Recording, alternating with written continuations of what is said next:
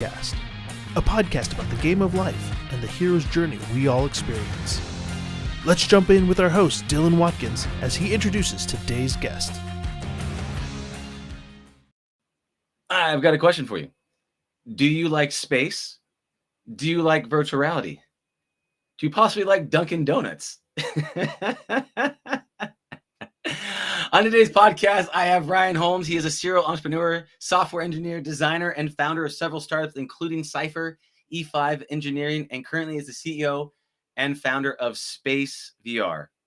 You can join him in his Discord. His link is inside the bio down below to join that. And without any further delay, I'd like to welcome Ryan. Thanks, Doug. Pleasure to be here. Yeah, pleasure. I like the Dunkin' Donuts placements as we were talking about things early. Technically not a sponsor of the show or Ryan, but because of the product placement, we decided to bring it up. Hey, brother. It's good to have you here, man. It's good to be here. Yeah, dude. It was fun to connect. Yeah. What's crazy, man, is that like we recently reconnected because we were both part of the same camp over at Burning Man. Just so happened to be neighbors in the Dusty Playa, and we were rapping for a minute, and I was like, oh my god, we met a long time ago when I put on SoCal VR Conference and Expo back in like 2015, and we were talking about space VR and all of that stuff, and I was like, oh my god, it's coming across like VR believers and people that have been in the space for a long time randomly. It is like coming across an oasis in the desert. You're like, oh my god, you're here too. So yeah, it was super fun. Neighbors. Yeah, dude. I'd love to just kind of kick things off right now, just to kind of get just a little basis of like you are the founder and CEO of Space VR.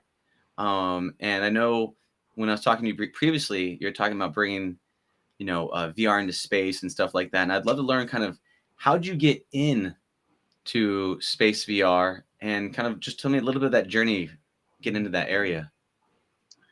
Yeah, so in the beginning, it was a lot of soul searching.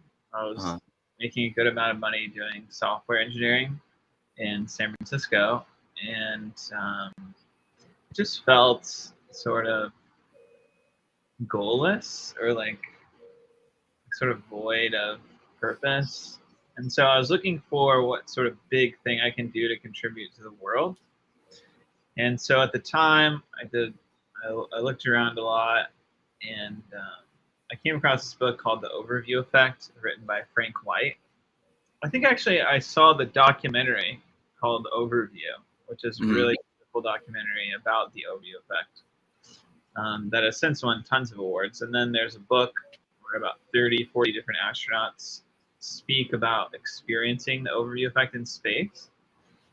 And so after reading it, I thought that if the world leaders and like the executives and people that make the ultimate decisions for our planet were to experience this experience, then we would live in a much more positive world. And so I set out to recreate that for the masses. And yeah, so we started from there. We started with what I perceived to be an easy goal, which is to put a small camera on the International Space Station. And so we did a Kickstarter around that. And then the first Kickstarter failed. And then we did a second Kickstarter. And then that was successful. And then we set out to do it. But then we realized working with NASA was quite an interesting challenge. And so we decided to do our own satellite. And so we raised, I think to date, raised out 2.5 million in total. And so we put that towards building the satellite, which we now have paid to launch on SpaceX. And the satellite's about 80% built. And so working on getting this extremely high res, like world-class content from orbit. And So that's crazy. I have several questions, but let's start off first. You did 2 Kickstarters, one unsuccessful and one successful. Sometimes, and if only I had a Kickstarter all my problems would be solved, and then it's easy. Just put it out there, and a bunch of people give me money. It's awesome. You talked to me about what was the lessons learned from the first Kickstarter that was unsuccessful that helped make the second Kickstarter successful? Well, let's see. I guess just do pre-marketing. That's really a big thing, and it's kind of a hard thing to do for people who've never done it before. Like, I think if you ask anyone what is pre-marketing, they probably don't really have a great answer for that. But it's kind of funny because our first Kickstarter essentially became the pre-marketing for our second Kickstarter. So it was just like, I think we set our initial goal at 500K, and we got like 70K on the first one. And then we just lowered the goal to 100. And then all those people from the 70K came over. And then, of course, it was much easier to get past 100. So I guess if you have a problem with Kickstarter, just keep doing it. This was just a test run, everybody. I just wanted to say, okay, and you get that interest, and you go, okay, we're looking for $1 million, and then you raise 100,000, and then you do a second one, but not a million, like 150. You go, guys, look, we're already 2/3 of the way there. Yeah, exactly. Yeah, it's a good move, man. Pre-marketing. You talk about the pre-marketing through that. Is there one medium or one thing that you saw that was super effective to really move that needle? To me, marketing is still a very interesting animal. But what I've seen other people do is you really just talk to thousands and thousands of people, and you sort of find out if they're really interested in it, or you really just find the people that are really interested in what you want, and then you get their emails. Essentially, you're pre-selling like thousands of people. How did you do that? Did you go digitally door to door and knock on the door? I didn't. And so our first Kickstarter was our pre-marketing, but other people I've seen have really just taken it very personally, and literally everywhere they go, they just talk to everyone about it and get their email if they're really into it. And so I've seen people do it just everywhere. Like at Whole Foods, you're like getting your groceries, talking to someone next to you, and you're like, oh, you like this? Well, what's your email? Like building a list in your phone notes. Did you eventually find that specific group of people that really resonated with the message? Like, oh, if they have a VR headset and they also love Neil deGrasse Tyson. Well, I'm getting some like. Whoa. At the time, we didn't find this like one core group of people that were perfectly aligned with both, because, I mean, thinking back, it was so early, right? It was so early, and it's still early today. Like, I think we started this in 2015. It was like 6-7 years ago. It's still early now, so it was like hyper early then. And so I don't even think. I mean, most people didn't even have a VR headset or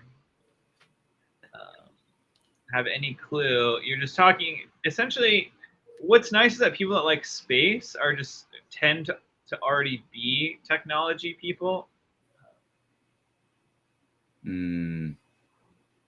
So there's overlaps well.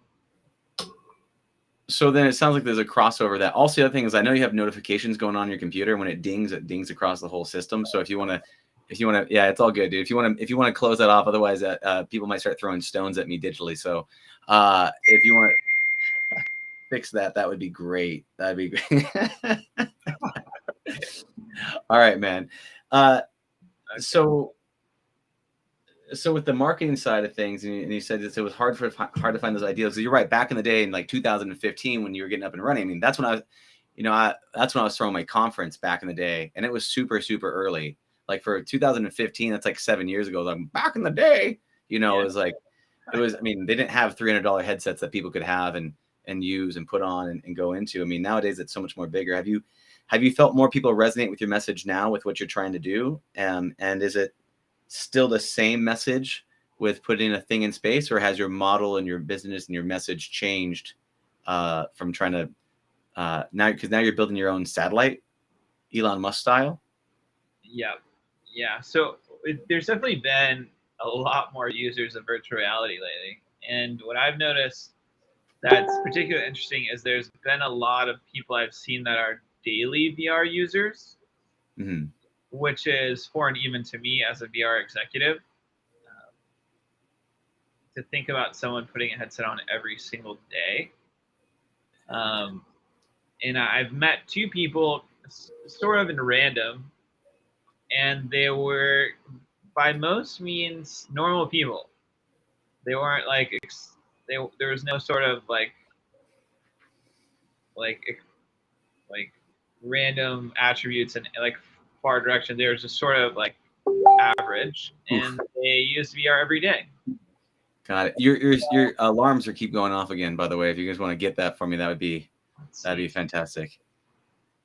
I know it's yeah. I'm sure you kind of got that like desensitization to the audio sounds that are coming in through the system, but it comes through. It's a loud bing on our side. So okay. Which is interesting because I think they might get the. I don't know if you experienced this, right? You have VR is amazing, and you try it, and then over time you kind of get jaded by the experience, right? You kind of get used to it, right? And then something else more amazing comes out, like before there was the PC VR, and then there was the Gear VR, and then you're like, and then the Quest VR, and then like we get through it. So you're talking about these daily active users. Like, do you still get your mind blown with any of the new technology coming out, or is there anything that really excites you about the tech that currently is out there to get you? New release of the next Oculus is very interesting to see the resolution jump. Personally, I've theorized that if the resolution of the Oculus is greater than your laptop screen or your experience of it sitting in front of you, then people will naturally switch from their laptop to just having a VR headset. I think that might be the biggest thing, and especially people that love to have lots of screens. There's definitely this whole category of people that loves to have 5 screens. I think at least 10% of them are stock traders in New York City. Yeah, man. The resolution inside of VR is right now it's almost good enough to be able to have your screen on. There's one of the apps I use is like Workrooms for Horizons Workrooms. You have your computer inside of there, and you can type away on it, and you can look at things, and you can have typical meetings where we're having conversations, but you're secretly actually on your computer just looking around and clicking on things while you're supposed to be in a meeting paying attention.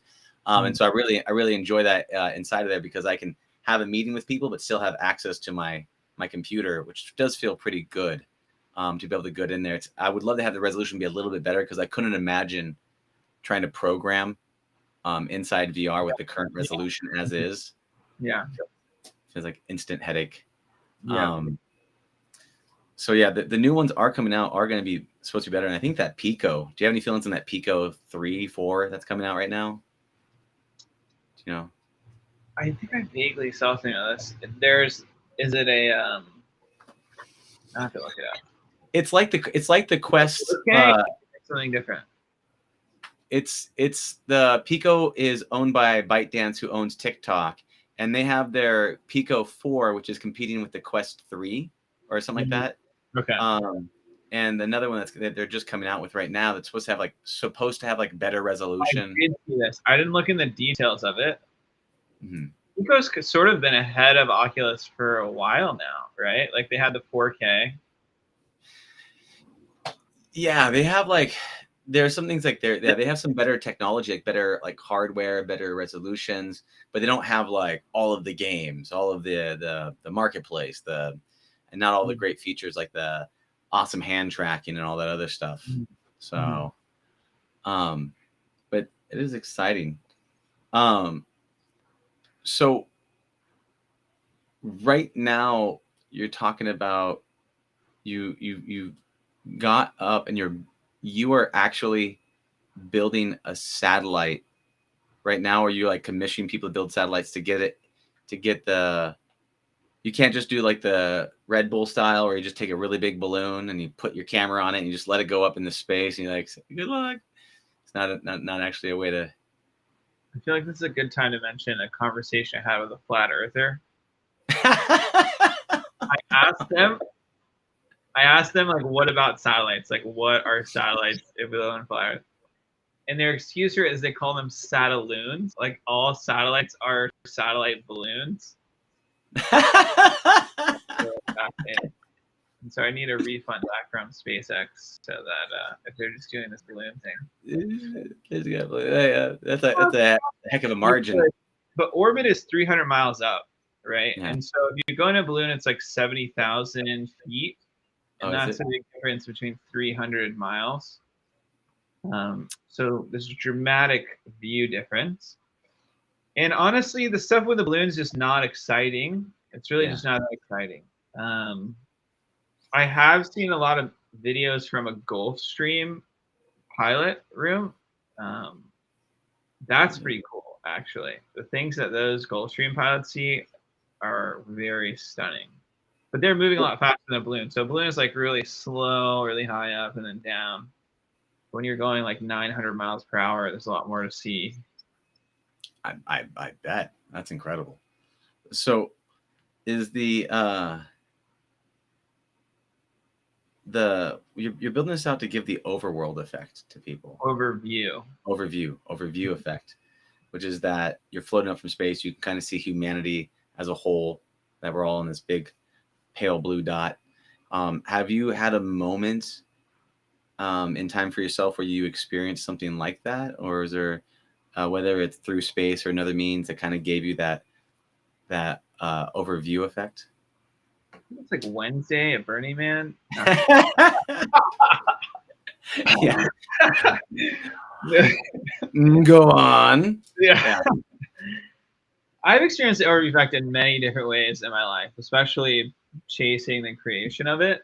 Mm-hmm. And I definitely experience it every time I experience our experience. And so one thing that I'm really proud of is that in our VR experience that's on Oculus right now, you can experience the overview effect. And if you really consider how profound that is, the only other way for anyone to experience it is $50 million payment to SpaceX to go to orbit. So there's like two paths. And this one's $10 and this one's $50 million. So there's like, it's kind of profound that we've been able to recreate this experience already using existing NASA content. And for me, it hits all the time. And I'm curious if it's good enough. Mm-hmm. And so actually at Burning Man, I had an interesting journey around this. I had my Oculus in my backpack and I didn't tell anyone that I had it. It was just like a secret, and I was just gonna show it to someone randomly. So I was at center camp, just relaxing, chilling. I think we had like an icy or something with friends, and all of a sudden this woman sits next to me, and she has a cowboy hat on with an earth on it. And I was like, okay, that's interesting. I wonder what this is about. And so I just have a chat with her. She studied environmental sciences in school, and she was an environmental scientist and was like really pro-Earth and making sure we don't destroy the Earth. And so I asked her if she would be interested in orbiting the Earth. And she's like, sure, yeah, of course. So I take out the Oculus, and she lays down on this bench that we're sitting on, and she just tries the experience. And she gets up afterwards, and she said that she cried twice during the experience, and that it was one of the most profound experiences she's ever had in her life. Wow. So when it meets the right person, especially someone that's already leaning towards that sort of stuff and is open to it, it can be extremely, extremely profound. That's powerful, man. Yeah, I mean, when you can do that, especially at the Burning Man, you go to places to kind of get that move, to get that effect, to get to that will rattle your bones a bit. You talked about so this is something that's accessible that you can get on the App Store. It's on App Lab. Is that what you're saying right now? It's on the Oculus Store. Yeah. So then they can go and do it, and they can get that overview effect. And is it something that is it a guided experience that they can go through when they put on the VR headset, they download it on Oculus through App Lab. They can go and purchase it on there. Is there anything about it that is there a follow-up after that, or do you guys chat about it in Discord at all, or what does that look like in terms of continuation of the experience? For now, it's rather simple. Just try the first experience, and then as we launch the satellite and get more content, we'll update it for all of our experiencers so they can all experience it more vividly. And is there a thing that you combine it together with like float tanks and stuff like that as well at all? Yeah, so we had done this at about 25 locations across the world. Yeah. But recently I pulled it because it was just very, very, very hard. It was like one of the hardest things I've ever tried to do. Essentially, it came to the point where I personally had to build my own VR headset in Shenzhen. So basically taking on Meta's job of building a VR headset, but also making it waterproof, heat-proof, and salt-proof. So it was just way too much to take on. And so recently, we pulled out of that. Although we did have a headset that functioned across all these locations at one point. But to scale it, we would have to manufacture our own headset, and that's just too much. Yeah, you don't want anything to deal with that. The software business is way better than the hardware business to be into that. I couldn't imagine trying to make a headset like that. Yeah, What's fascinating is that we did. How did you make it? Like did you like prototype? Did you mix chemicals in your garage and then like pour it into a testing different things constantly, and there's so many levels to it because not only do you have to make a great VR headset, you have to make a great experience for someone, right? And the experience starts when you walk in the door. It's not when you put on the VR headset. And so you're architecting a lot more than just the headset. Yeah. But yeah, we did it. Pretty fascinating. But it was hard to scale it. How is, I think some people that like get into entrepreneurship, they get into virtual reality, get into these spaces, they sometimes think that like entrepreneurship is a straight line. That's what's going to happen. I'm going to do this. I'm going to make this, and this is what the thing's going to be. But entrepreneurship is kind of a winding road, that kind of zigs and zags and brings you into different places, and you try to, build your own headset from the ground up that's salt proof and waterproof, and then you kind of zag in the direction like, I don't really want a piece of that. And let me ask you a question. In terms of making decisions as an entrepreneur, right? There's kind of like going with your vision and then getting feedback from life and people and the environment and how things are going. Like, how has your journey been, right, with making those types of decisions as an entrepreneur?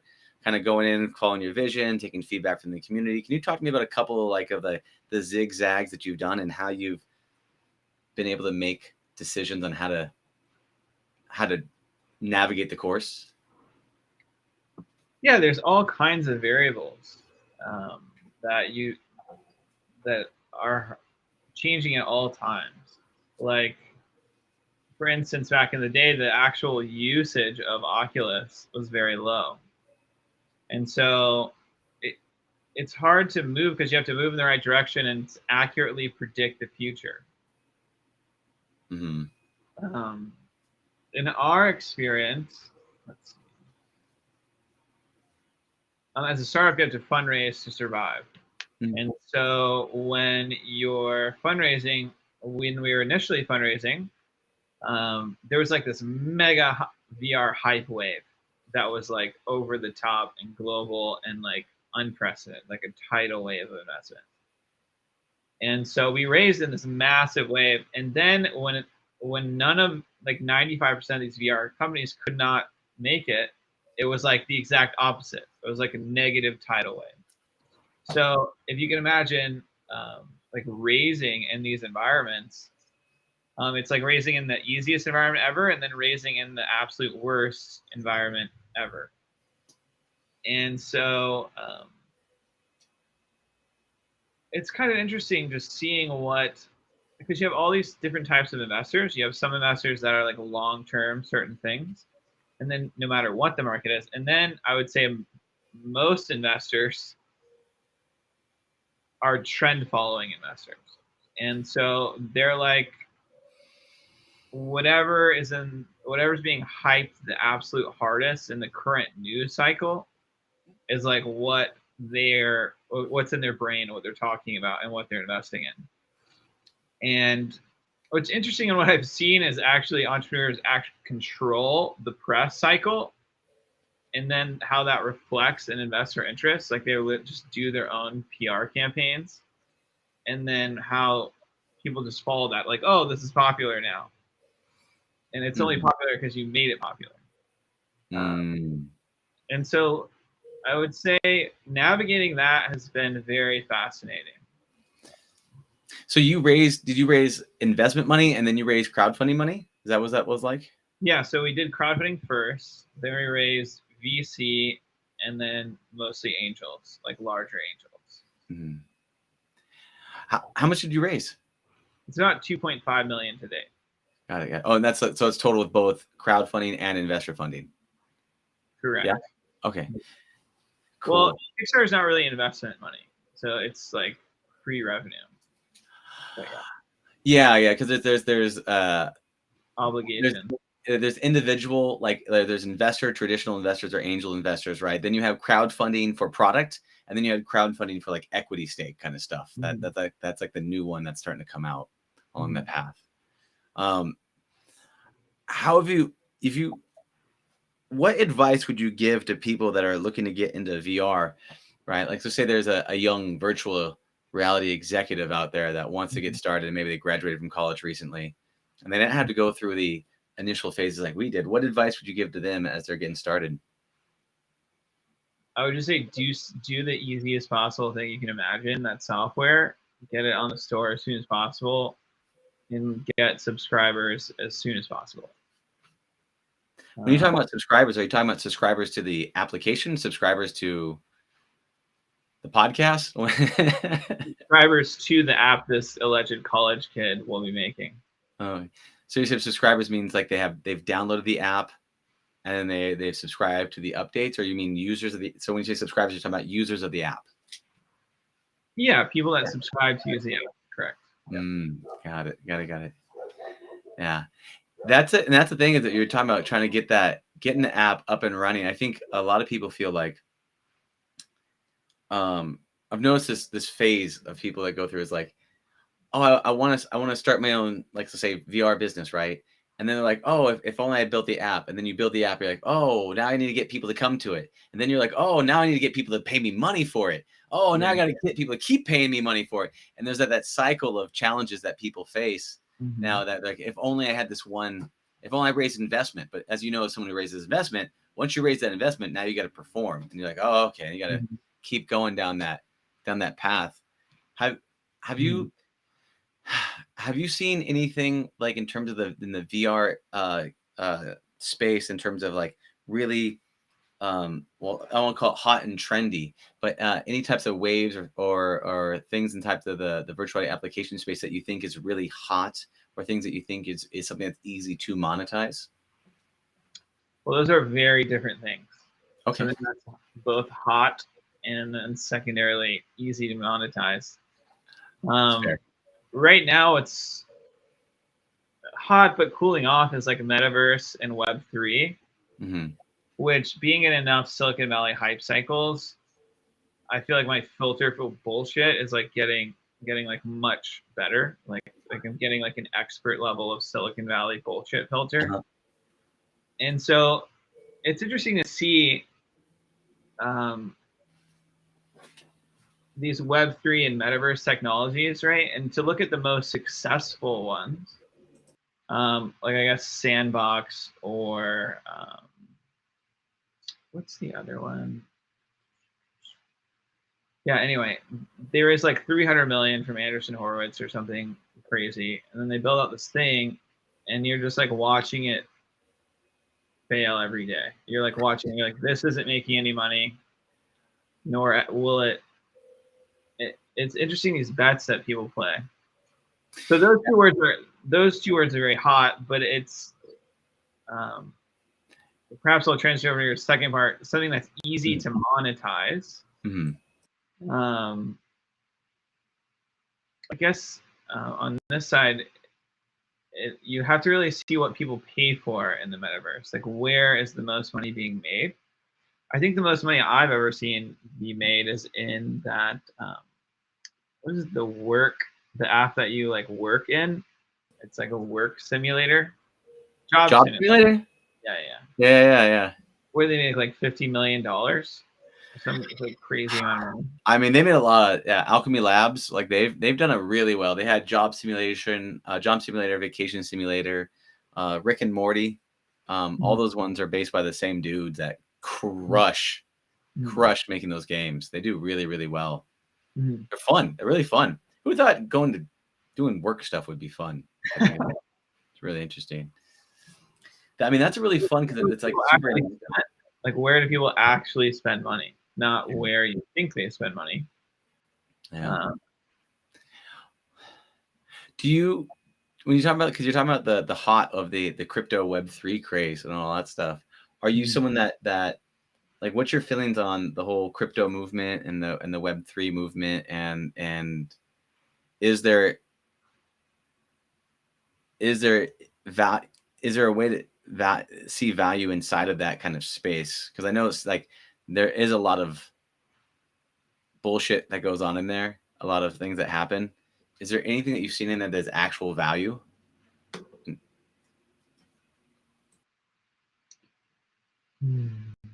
Well, I guess actual value is subjective to the individual, right?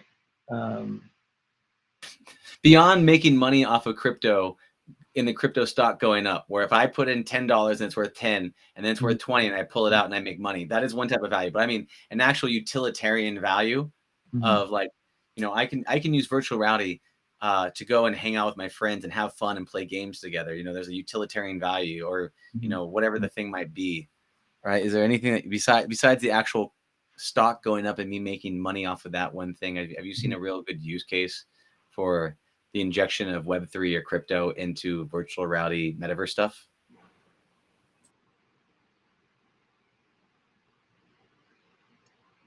The only thing I can say is that really, really, really beautiful art is coming out. And as a fan of art, someone that goes to Art Basel, Burning Man, all these art events around the world almost every year, the level of art quality that's happening from this is a very, very high.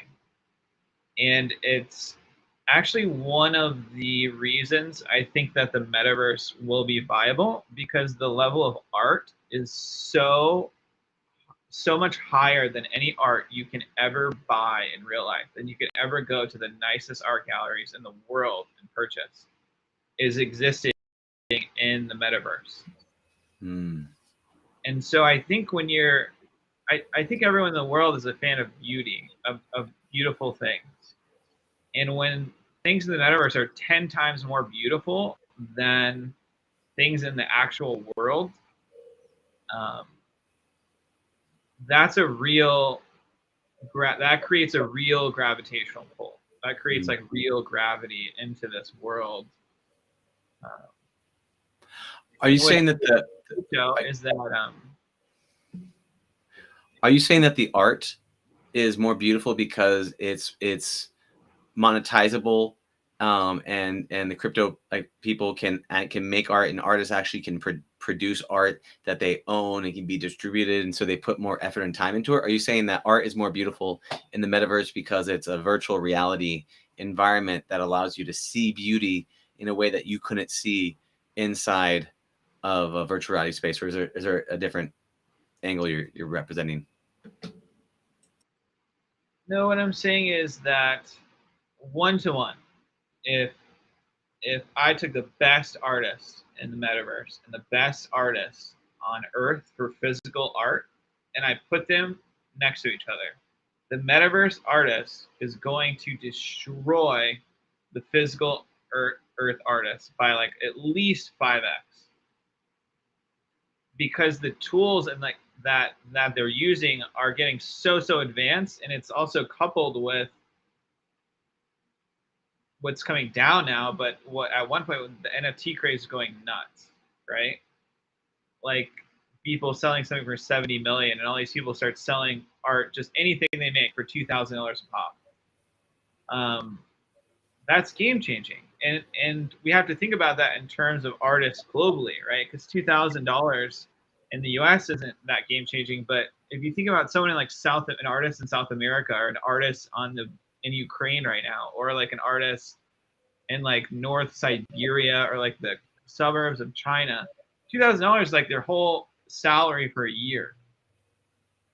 And that one piece of art, that one person in like the suburbs of China with access to like a good computer can make this like incredibly, incredibly beautiful thing.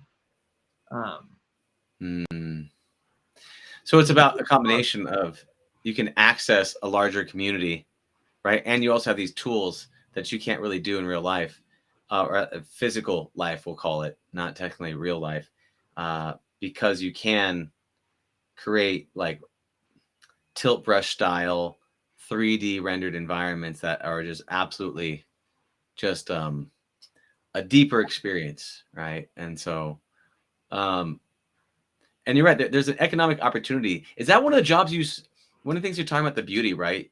Is that's like one job of the metaverse, right? Is amazing artistry that will blow people's minds, right? And someone's in there and they're creating these 3D worlds and things like that. That is absolutely a valuable ad, as we know, like Burning Man and being a part of that, being surrounded by that. Thinking about one of the art pieces was Android Jones' piece in the metaverse. Dude, yeah, that guy is incredible. Have you seen his piece in the metaverse? I saw it. I think I saw a virtual installation a couple of years ago, but I don't remember the exact thing. It was something about rhythmic sounds, but I can't remember what it was. It was a couple of years ago. So I don't know if where is it at? How do you find it? I'm gonna have to re-find it. I was with someone in the metaverse, and we were just exploring, and an Android Jones experience came up. I was like, oh, let's check it out. And I didn't really think it was going to be, anything special. And so you go in, and it was a dome. And so you actually walk into this spherical dome, and then you look up, and it's his whole dome experience happening. And it was amazing. Like, it was really beautiful. It was very, very beautiful. I think this is it. Microdose VR. Microdose VR, I think is the name. It's the Android Jones thing, and I think I noticed I might have been a chance to check that out. There's a thing called like the Wonder Dome or something like that here in LA. Wisdom. That's what it was. Is that the one you're talking about? Yeah, but it was in VR though. There wasn't a real dome. Oh, so okay. So it's a dome. That's so fun. Yeah. That was really beautiful. It's funny because I saw a conversation. I saw a conversation between Android Jones and Jason Silva.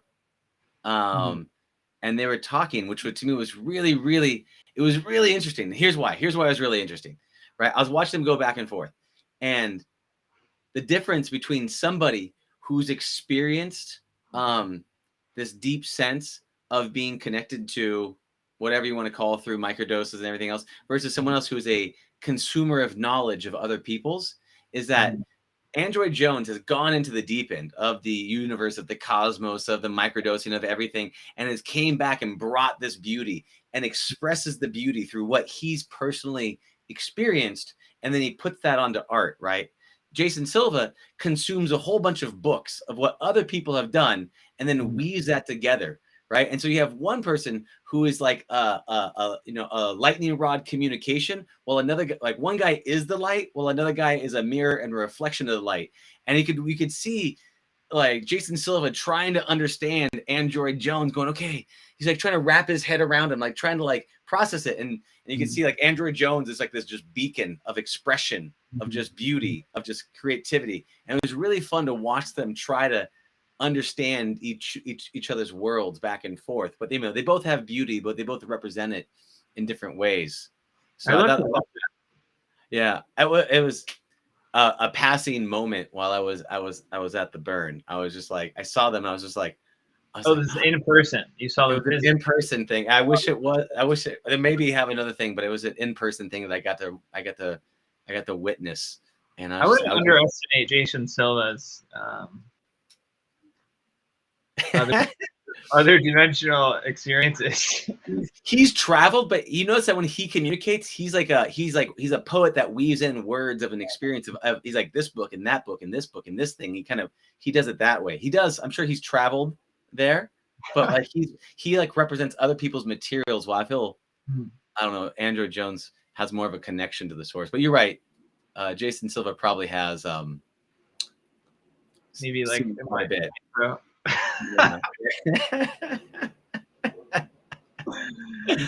Oh man. Well, in terms of these types of experiences, I mean, have you ever had a chance to try any of these extracurricular activities and experiences? Have you gone to the other side? Of course, but not as far as a lot of people have gone. I've never had the experience where people say they just fully break through into this other dimension. But I've gotten pretty close to that place. Have you had the breakthrough experience? I've gone pretty far down the rabbit hole of that, and so I've had ones where I felt like, there's points where I've done like plant medicine. And I took so much of it that I felt like my brain was going to break. I felt like if I could think it would happen in real life. And I was like looking at a guy, I was like, he's going to talk to me right now. And he didn't say anything. I go, okay, cool. I can't control reality with my brain. Okay, check. Roger that. But one of my favorite things to do is taking like psilocybin or something and going inside VR and like doing like a painting experience. And because I call it reality stacking. So you're inside one reality, inside another reality. And then it gets quite. What do you find? Anyway, brought to you by Duncan. What do you find that psilocybin does with a VR experience? I'm very curious about that. Well, you already have the visual display. So as you know, if you take psilocybin, if you take low dose of psilocybin, it widens your pupils. You actually have better vision. Right, you can see more. Right, it opens it up. You can actually take in more data. So, like back in the day, hunters used to do it, and we take just a little bit of it, and you can see. That's why when you see tracers and you see other things, you can actually see a bit better because I believe it opens up your irises, and you can take in more light and that kind of stuff. And so you can actually project more stuff. So that's why colors seem brighter, things seem like more. So when you do that and you take that inside of you, that's one is the visual effects of it. And then two is the psychological, emotional effects that they have on you. I mean, as you know, as we've been talking about this, beauty can have an effect on your soul, right? So if you see something beautiful, you can have what's called that like an awe effect, right? And I call it like ah to aha, right? You like, and so you have that like, and I think, and you as you're an engineer, this is one of my theories, is that like awe is like a rendering effect on your own eyes, right? So like when you see so much beauty, right? When a computer renders and it's trying to process visual things on a screen, that throttles that the GPU or CPU inside there. So it's trying to render all that on the screen because it's like, you take World of Warcraft, too dense. It's just too much, right? So then when you see so much beauty and your brain, you look up at it like the night sky and there's all those lights or the colors at Burning Man or the overview effect, your brain goes, it's because you're taking in all that beauty. And then that's when you have that. Say what? Stack overload. Stack overload, right? So one of the benefits of doing that, like if you're doing psilocybin plus that, is that you're overloading your senses, and that gives you that sense of awe, which can turn into a revelation, which in terms of if we want to have that effect of change, right? It's about information plus emotional intensity creates retention. And so if I say, be your best self right now, it doesn't really have an impact on you.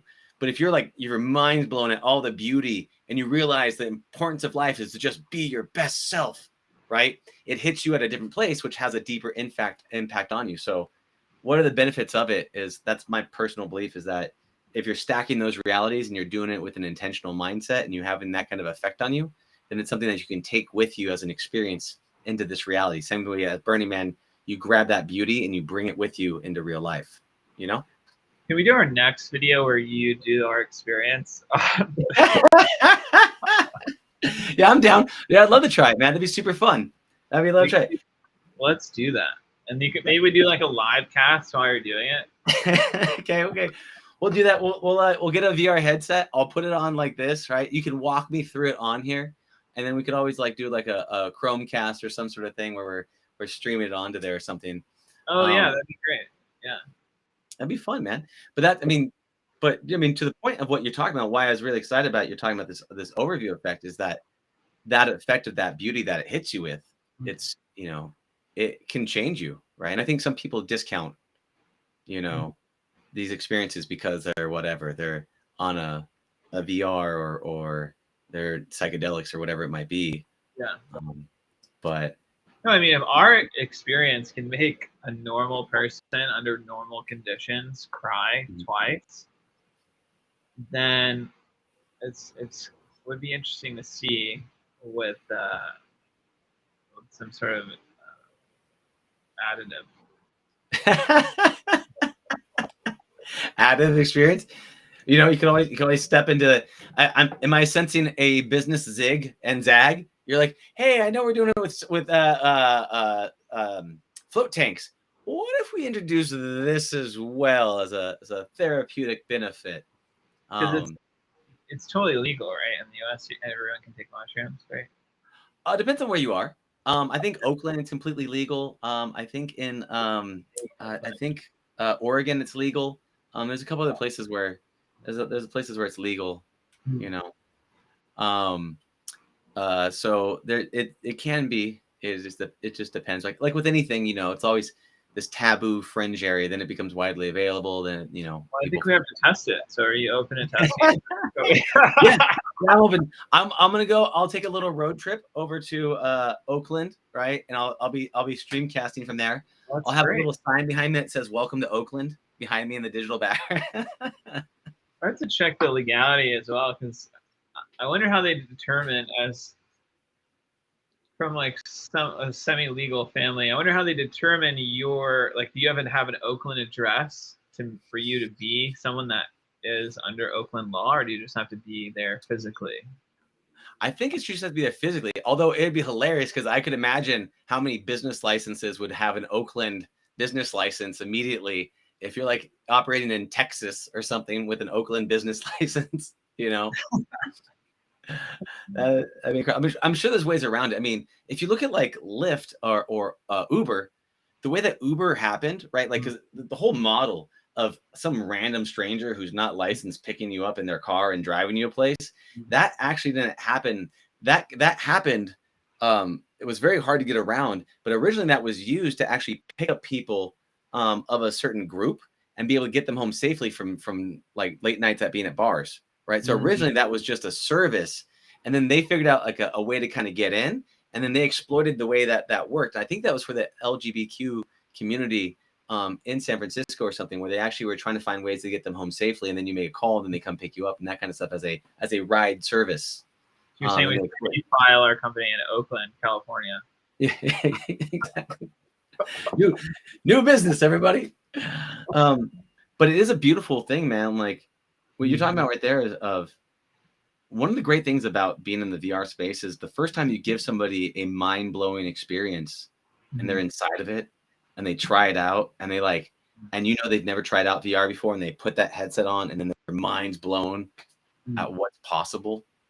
And then they come out of it and they're like, oh my God, you know, to me, it's one of my favorite things about giving, you know, certain demos to people is that they take it off and they're like, wow, like it's like probably the same way parents feel about kids going to Disneyland for the first time and them going with them or something, you know. It's that same type of, you know, the shared joy experience.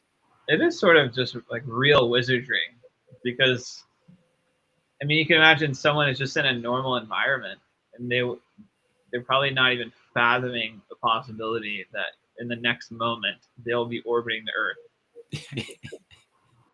You just rip them into the reality. You're like, and you put. Yeah. Do you with the experience that you have, right? Is it something that like do you stack it with music, or is it like that, or like? Yeah. So we gathered this imagery from NASA, and it's in this like very deep archive that most people probably don't know about. And we got all these images, and it took about 2 years to do all the post processing. And the team that we work with is really incredible, Subtractive in Los Angeles. Mm-hmm. And the things that they did to the footage, I didn't even know was possible. And so they kept doing all these things, all these different movie magic tools, but there's only so much you can do to imagery to make it super high resolution. And that's why it's super important for us to get the satellite in space, because then if you just record at the right thing, and it's just dramatically higher resolution and better. But our current experience, it took 2 years of going back and forth and constantly processing. And I think at one point we did it like frame by frame. So it's like a painting. It's like Picasso painting one painting by hand and then having to do another painting, like frame by frame. And frames in VR are bigger than a normal screen. It's like almost 4 times as big. So a lot of work, and to make it where it's at. Wow. No, I'd love to try it. What, and we can definitely schedule something to do it. Right now with the space VR and what you're doing with these experiences, what's your, what I'd call holy grail? Like, what's your flag in the sand you hope to achieve by creating space VR and these experiences? You know, do you have some sort of like holy grail mission to achieve that if you did it would all make it worth it? I think 2 parts of this. One is getting on the Oculus store and then just having some really successful marketing campaign where like at least 1 million people try it. I would mark that as a success. But also having extremely powerful people do it, like the president of China or like Putin or like president of America, like these kind of people that are I guess like the real decision makers of certain things. I think that's an important milestone as well. Yeah, we'll get like Neil deGrasse Tyson, someone like that inside of there, talking about it. He made comments on how it doesn't currently align with the astral, you know, the precession of the equinox or whatever that is. You know, it's like, I see it clearly. This is Thursday, 2019. Yeah, exactly. Let's do like 2 videos. One is like all the things he saw wrong, and then the second one is like all the positives. But you do know that the one he sees wrong would be get a whole bunch of marketing people to watch it. You know, like that would get a lot more fire. You know, people like, what? Just like criticizing it for like an hour straight. How Neil deGrasse Tyson destroyed 2 years of my work with one sentence. You're like, all right. So I mean, for you, like, I mean, one, getting 1 million people to try it, and or to get people like the president or the prime minister of Malaysia, whatever it might be inside of there to try it out. What is like the dragon? Like, what's the thing that's so difficult for you to overcome that you might need to transform who you are in order to get there? I'm not sure I need to be fully transformed, but our satellite has been very difficult to get done. I would say that's like a tiny dragon. Build your own satellite, the tiny dragon? Yeah, I think there's other things. Let's see. I mean, a big dragon. Yeah. Is a really serious statement.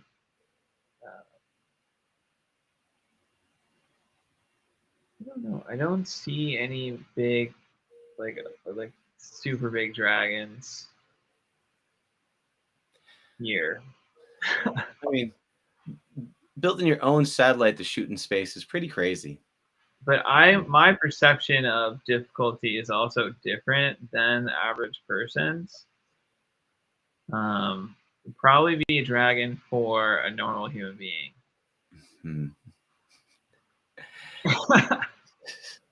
Is that because you've gone through like lots of like trials and tribulations to kind of get to where you are, or what about that? Like a dragon for me would be like putting a live camera on the moon. That would be like a dragon. That would be like a real dragon. Yeah. Me is to get this alarm to stop going off in the background.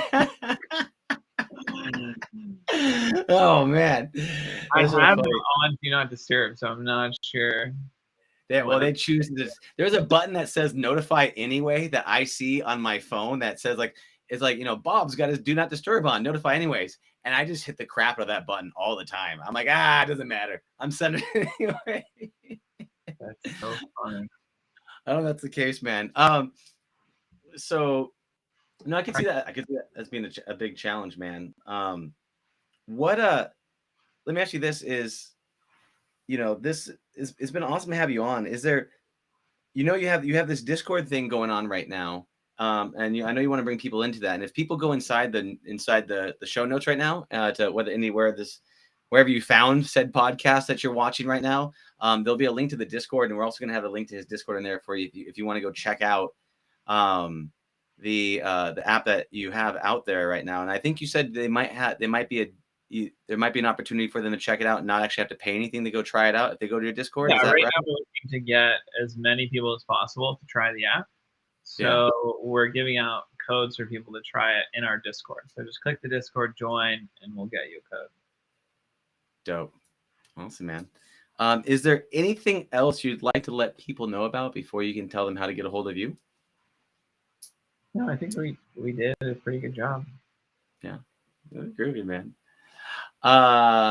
Yeah, Ryan, absolute pleasure, brother. It's been great to have you on. It was fun rapping with you, and it's fun to see you again, and it's fun to catch up with you again after the journey from back in the day 2015 to now to on the road again. And yeah, let's find a time to get me inside and go blow my mind. I think it sounds like a blast, brother. Yeah, I mean, let's set it up in Oakland in a few weeks here.